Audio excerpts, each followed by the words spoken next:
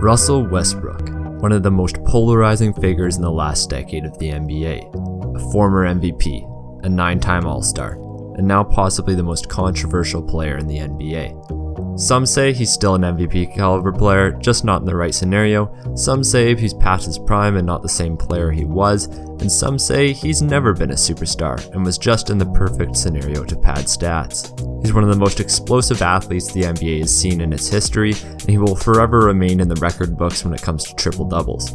His IQ and shot selection will always haunt his resume, but however you define his play on the court, one thing's for certain.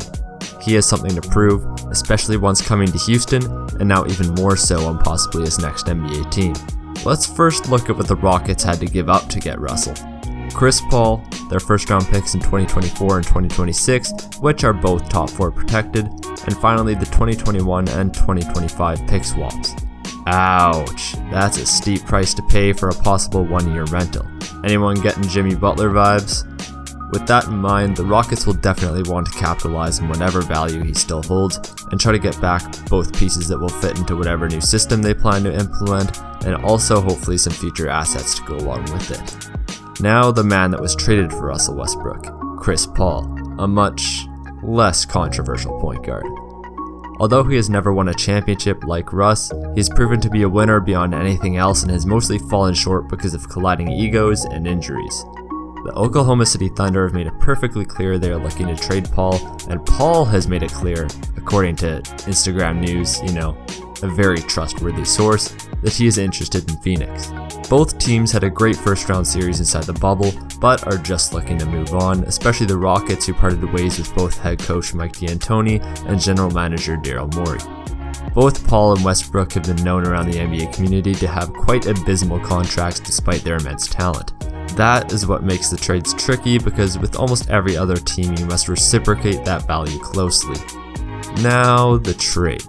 Let's start off with the Houston Rockets and who they are sending out to start off. Of course, Russell Westbrook, and he will be shipped off to New York in this hypothetical scenario. They will also send a 2021 second round pick to the Knicks, as well as their 2021 second rounder from Philadelphia to the Thunder. The next team in this behemoth of a trade is the Thunder. They will, of course, send Chris Paul off to none other than the Phoenix Suns, who, as mentioned earlier, has shown interest in.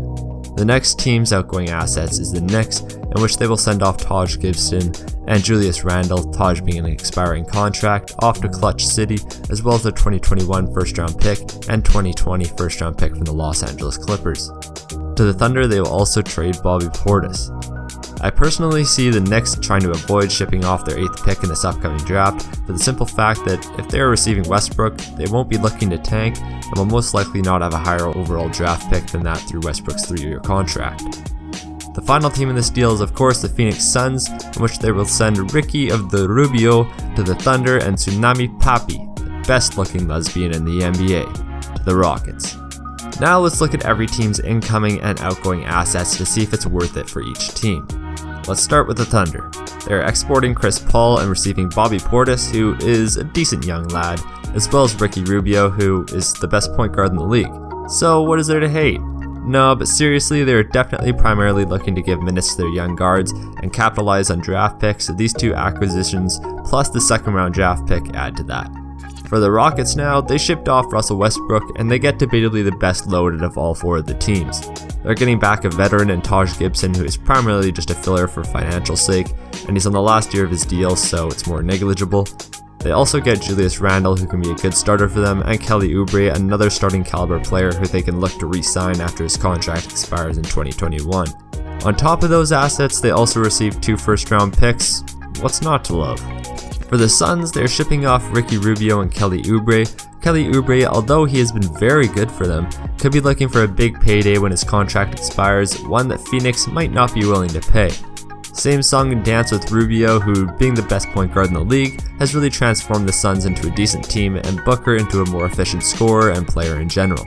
But they're getting Chris Paul back, so that's worth it for them, as they're probably wanting to make a playoff push after not being in the playoffs for 10 years. Finally, for the New York Knicks, the most stable franchise in the league. They're giving up Taj Gibson, useless, Bobby Portis, decent young player, and Julius Randle, pretty good starter for Russell freaking Westbrook, and a second round pick. I think we can all agree that's worth it, as it gives our fans something to praise after years and years and years of suffering. Damn it!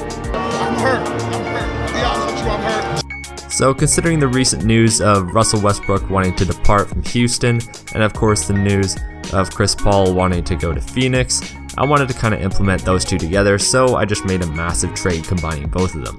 I'd appreciate it so much if y'all hit the sub button and like the video, of course if you loved it. And I want to see people fight in the comments as always. And we got part 2 of the greatest teams of all time tier list on the way, so stay tuned for that. But thank you buddies, and peace out my friends.